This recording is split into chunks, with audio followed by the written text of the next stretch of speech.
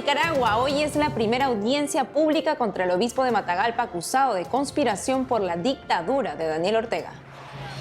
Iglesia en Brasil condena la violenta toma del Congreso, la presidencia y el Tribunal Supremo. En Estados Unidos, los obispos se oponen a las nuevas normas migratorias. Desde hace más de 400 años, argentinos celebran el Tincunaco, encuentro entre el pueblo y el Niño Dios. En la fiesta de Sorana de Los Ángeles, Monteagudo, sacerdote recomienda leer Vida de Santos porque son la imitación de Cristo. Hola amigos, hola Eddie, ¿cómo estás? Bien, gracias Nati, un gusto estar contigo y con nuestra televidencia desde nuestros estudios en Lima, Perú. Bienvenidos a su programa EWTN Noticias, yo soy Natalie Paredes. Soy Eddie Rodríguez Morel, gracias por estar con nosotros. Empezamos las noticias contándoles que hoy inició el proceso judicial contra el obispo de Matagalpa, Rolando Álvarez, acusado de conspiración por la dictadura de Daniel Ortega. Más detalles en la siguiente nota. Me permiten darles un abrazo hermanos, si somos hermanos, no preciso ni decir. En el complejo judicial central, la jueza Gloria Saavedra evaluó si existen suficientes pruebas para enjuiciar a Monseñor Rolando Álvarez por conspiración. Asimismo, debe resolver si autoriza un abogado propio y no de oficio al obispo de Matagalpa. La última vez que fue visto Monseñor Rolando Álvarez, obispo de Matagalpa, fue durante la formalización de su acusación fiscal el pasado 13 de diciembre. Se le acusa de conspiración en contra de la integridad nacional y propagación de noticias falsas a través de las tecnologías de la información y la comunicación en perjuicio del Estado y la sociedad nicaragüenses. La jueza del 10º Distrito Penal de Audiencia de Managua, Gloria Saavedra, evaluó si manda el caso a juicio oral y público. Asimismo, si mantiene o levanta el arresto domiciliario a Monseñor Álvarez, en el cual se encuentra desde hace casi 5 meses. Como se recuerda, en diciembre, Saavedra Corrales admitió la acusación contra el obispo presentada por el fiscal especial del caso, Manuel Rugama. En aquella audiencia se le nombró un defensor de oficio. El obispo Álvarez, quien además es administrador apostólico de la diócesis de Estelí, es uno de los miembros de la Iglesia Católica que más resistió los ataques y amenazas del régimen de Daniel Ortega hasta que fue detenido el pasado 19 de agosto. Antes de su detención, Monseñor Álvarez pasó 2 semanas encerrado junto con otros religiosos y laicos de la curia de Matagalpa. Estos últimos siguen presos en la cárcel de torturas de El Chipote. En su última aparición, al obispo de Matagalpa se le vio sin su vestimenta clerical, cansado, delgado y con una expresión de disconformidad en el rostro. Mientras en Managua se realizaba la audiencia de Monseñor Álvarez, Radio Católica de Nicaragua, emisora de la Conferencia Episcopal de Nicaragua, inició su programación con la meditación del Santo Rosario y luego el rezo de las 1000 Ave Marías. Fueron ofrecidos por la Iglesia Católica del país y en especial por Monseñor Rolando Álvarez, por quien pidieron fortaleza, fidelidad y paz. Al cierre de esta nota se confirmó que Monseñor Rolando José Álvarez seguirá en arresto domiciliario por decisión de la jueza Gloria Saavedra, quien no autorizó contar con un abogado privado. La audiencia se realizó a puerta cerrada. Escuchemos ahora al abogado nicaragüense exiliado en Estados Unidos, Yader Morazán. Nos explicará qué garantías existen de un debido proceso contra el obispo Rolando Álvarez. Las garantías del debido proceso se han perdido a partir de todos los casos de presos políticos en Nicaragua. Si bien es cierto, el régimen anteriormente, al abril de 2018, tenía el control del Poder Judicial, pero al menos se aparentaba algo de legalidad y se podía incluso hacer alegaciones dentro de los procesos y hacer denuncias. Sin embargo, el día de hoy han perdido la vergüenza y están tramitando todas las audiencias de manera clandestina, sin ningún tipo de garantías, y ni siquiera le dan posibilidades de sacar copia de las acusaciones o del expediente a los abogados defensores. Yader, ¿y qué viene después de esta audiencia o qué se espera?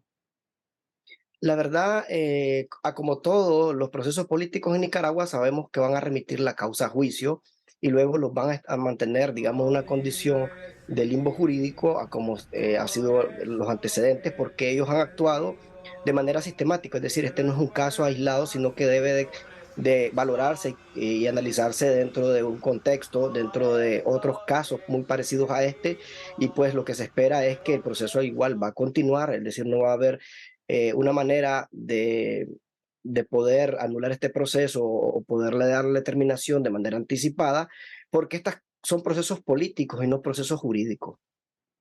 Yader, muchísimas gracias por estar con nosotros en EWTN.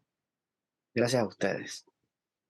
Me permiten darles un abrazo hermanos, si somos hermanos, no preciso ni decir. Ahora la información desde Brasil. Los obispos del país condenaron las manifestaciones violentas y el ataque a las sedes gubernamentales de parte de simpatizantes del expresidente Jair Bolsonaro. Veamos.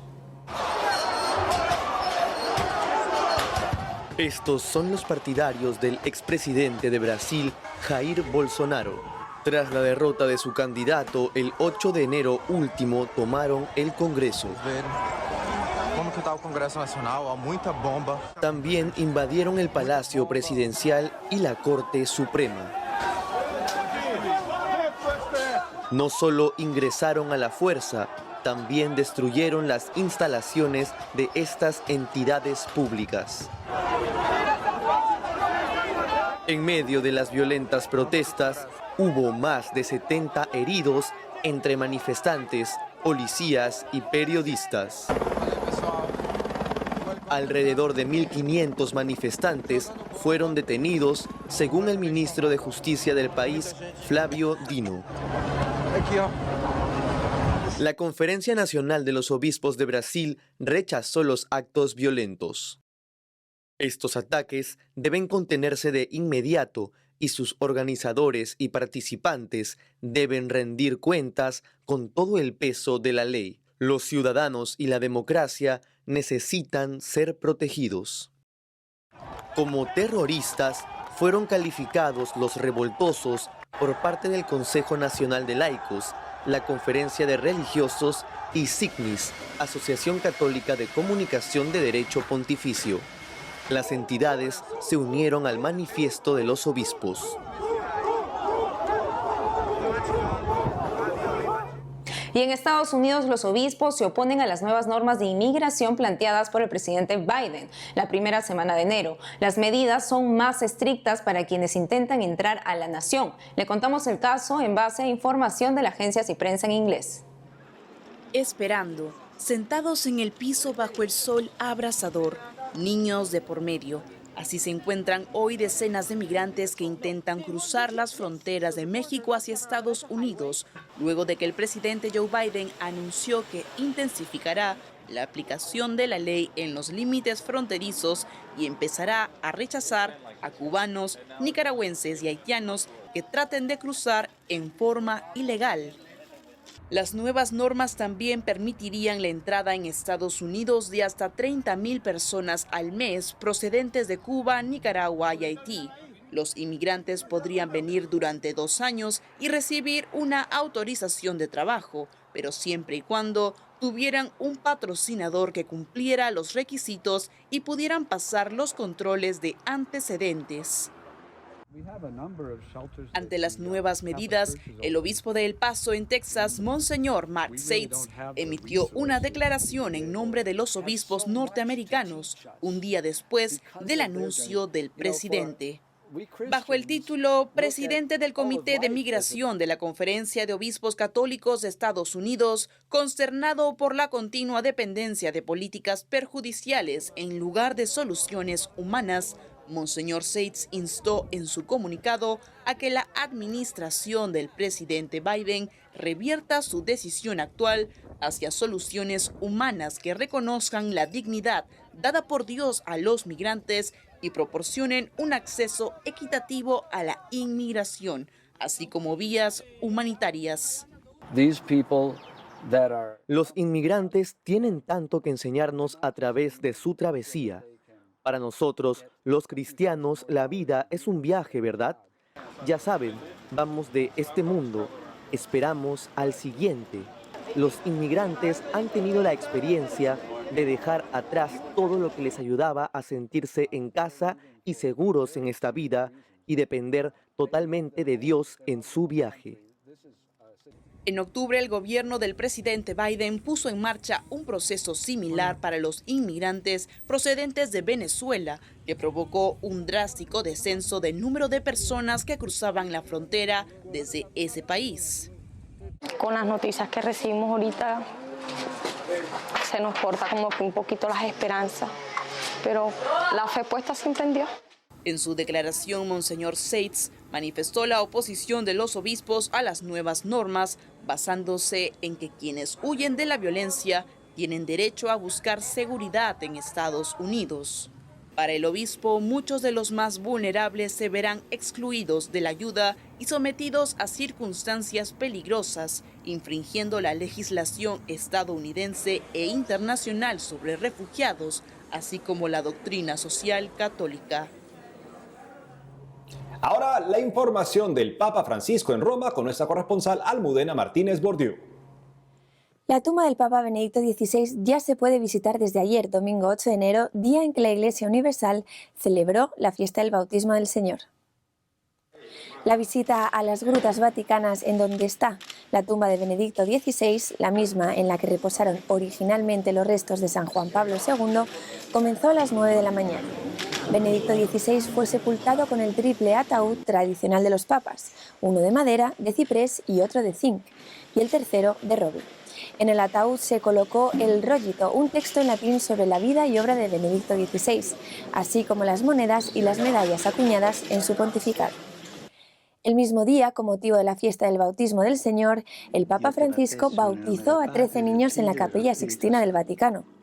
Durante su homilía dirigida a los familiares presentes, el Santo Padre explicó que el bautismo es como un cumpleaños, porque nos hace renacer a la vida.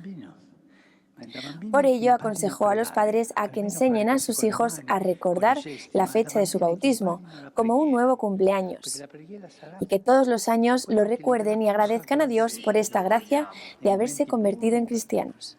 Matilde María Pía, io te battezzo nel nome del Padre, del Figlio e dello Spirito Santo.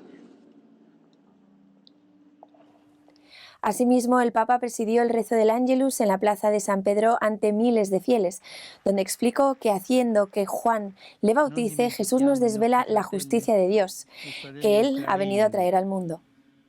También animó a los católicos a recordar el día de su bautismo y celebrar el cumpleaños de la fe. Al finalizar el Ángelus, el Papa pidió rezar por las madres ucranianas y rusas que han perdido a sus hijos en la guerra en Ucrania.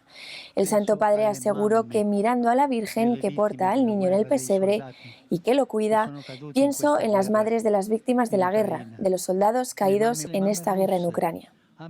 Además, el Santo Padre pidió rezar por las madres que han perdido a sus hijos soldados, tanto del bando ruso como del bando de Ucrania. En Roma, Almudena Martínez Bordiú, EWTN Noticias. Hacemos una pausa y al volver, desde hace más de 400 años, argentinos celebran el Tincunaco, encuentro entre el pueblo y el Niño Dios. Además, en la fiesta de Sorana de Los Ángeles Monteagudo, sacerdote recomienda leer Vida de Santos porque son la imitación de Cristo. Ya regresamos con más información.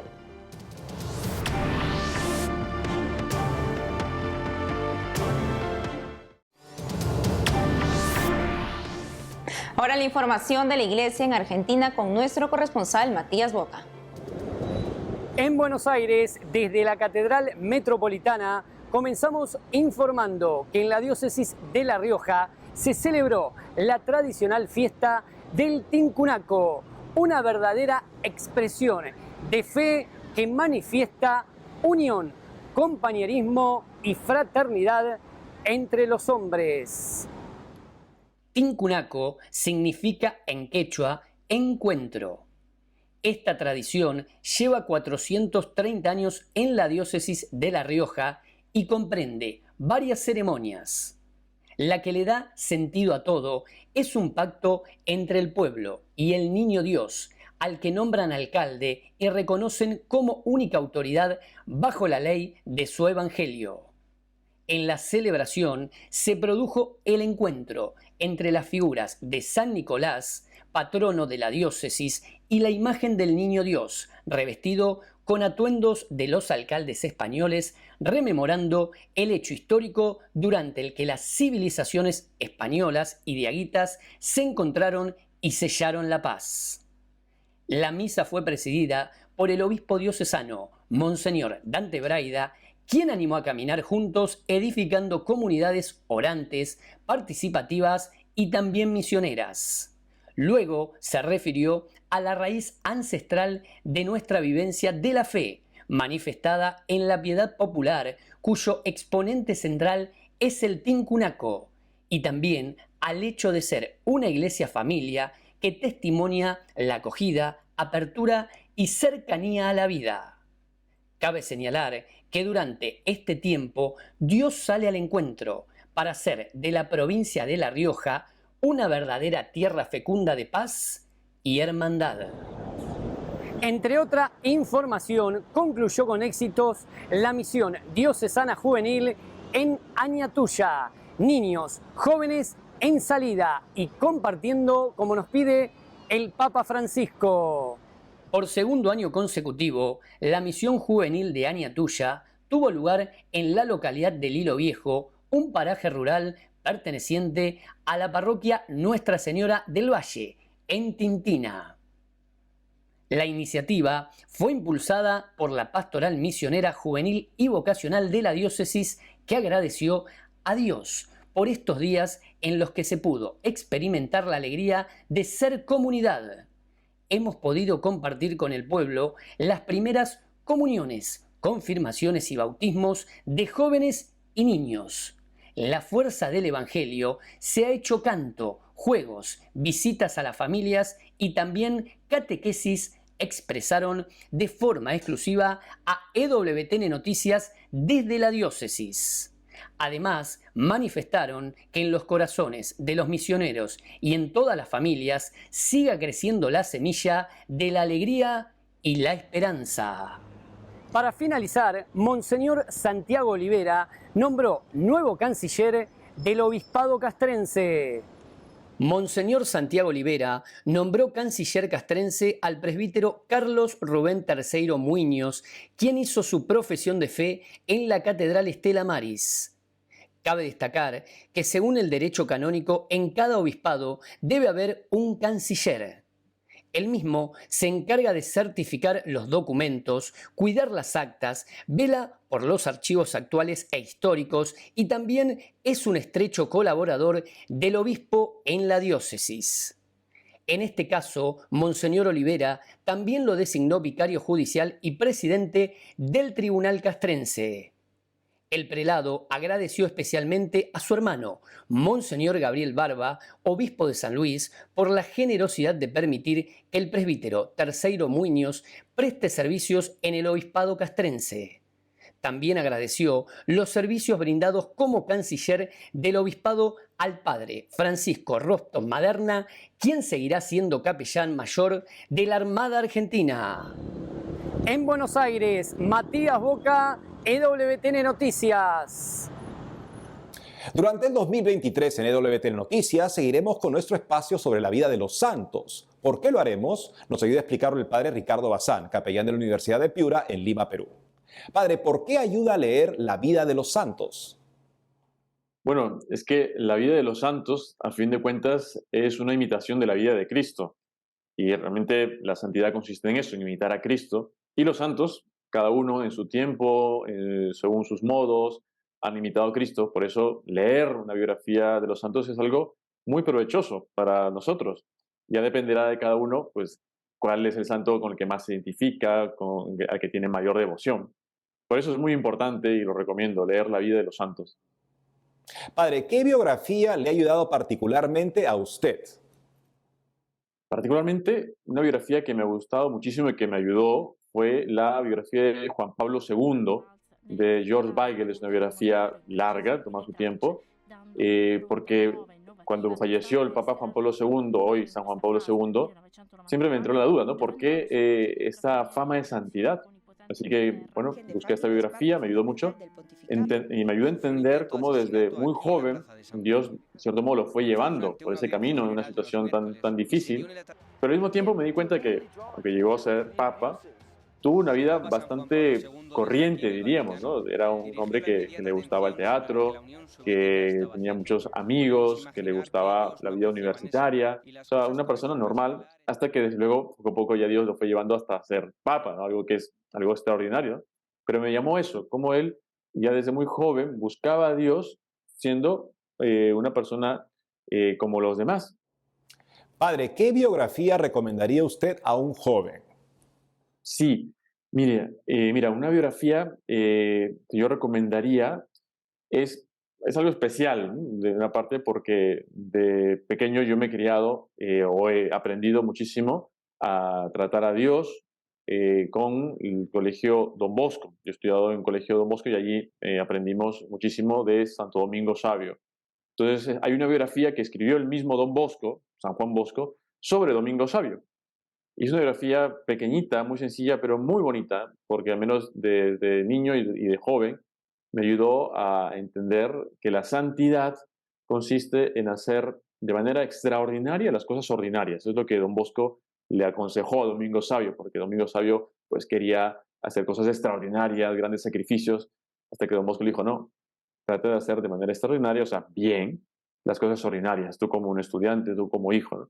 Entonces yo recomiendo mucho esa biografía de Domingo Sabio, que ya es un santo. Pero hay otra biografía, permítame que haga que añada esto, de un chico que no es santo aún, posiblemente lo veamos pronto en los altares, de un joven que se llama Pedro Ballester.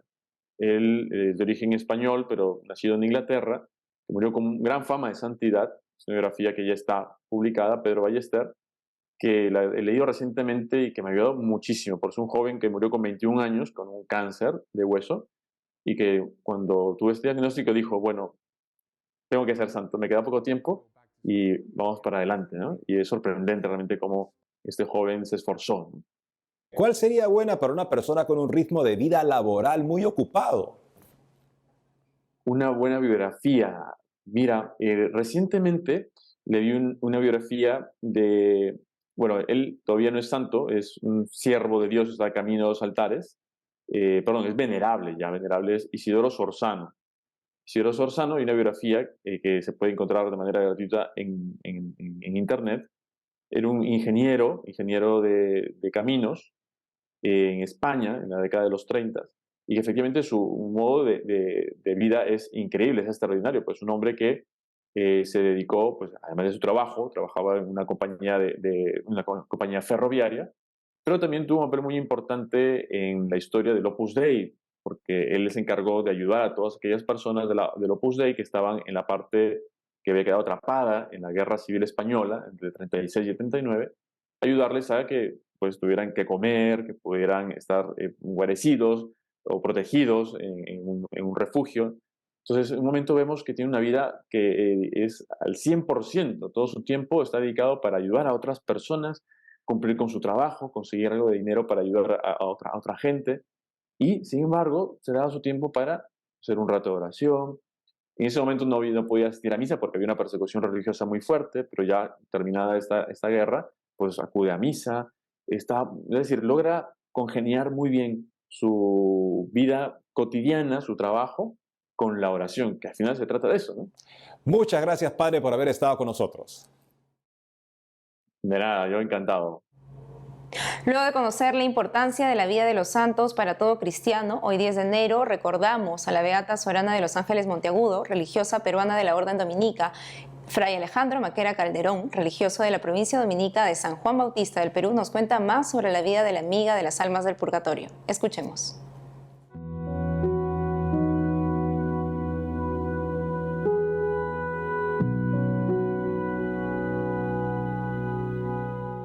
Hoy celebramos a esta monja dominica arequipeña del célebre monasterio de Santa Catalina, nacida el año de 1602, hija de un padre español con una mujer arequipeña, que a la tierna infancia fue enviada al monasterio de Santa Catalina para ser educada por las monjas dominicas. Allí creció su deseo de ser religiosa, de entregarse totalmente a Dios, a Jesucristo el Señor, por lo cual a los 15 años sus padres la retiran del monasterio para insertarla a la vida civil, contra su deseo de querer ser religiosa. Pero ella en su casa sigue viviendo el programa dominicano que había vivido en el monasterio, hasta que un día se escapa, regresa al monasterio, lucha por su vocación. Cuántas lágrimas le costó a ella, porque no encontró la comprensión de su familia, pero finalmente hizo su sueño realidad. Llegó a ser sacristana, maestra de novicias, hasta priora del monasterio, donde realizó muchas reformas, sobre todo para que las religiosas viviesen de acuerdo a la vida contemplativa, a la clausura, al amor de Dios. Es declarada beata en el año de 1985 por el Papa Juan Pablo II en su visita a nuestra ciudad blanca de Arequipa. Sorana de los Ángeles vivió también como Santo Domingo. En el día hablaba de Dios y en la noche hablaba con Dios. ¿Cuántas noches Sorana de los Ángeles entraba en la oración íntima de su celda para ofrecer toda su vida, todo lo que había realizado en el día por estas benditas almas del purgatorio, sobre todo por aquellas más olvidadas, por aquellas que la gente ya no tanto recordaba, y ella ofrecía su oración, su penitencia, su mortificación, y el Señor le premió en vida porque se dice, cuenta la historia, que muchas de estas almas lograron llegar al cielo por las oraciones de nuestra beata arequipeña.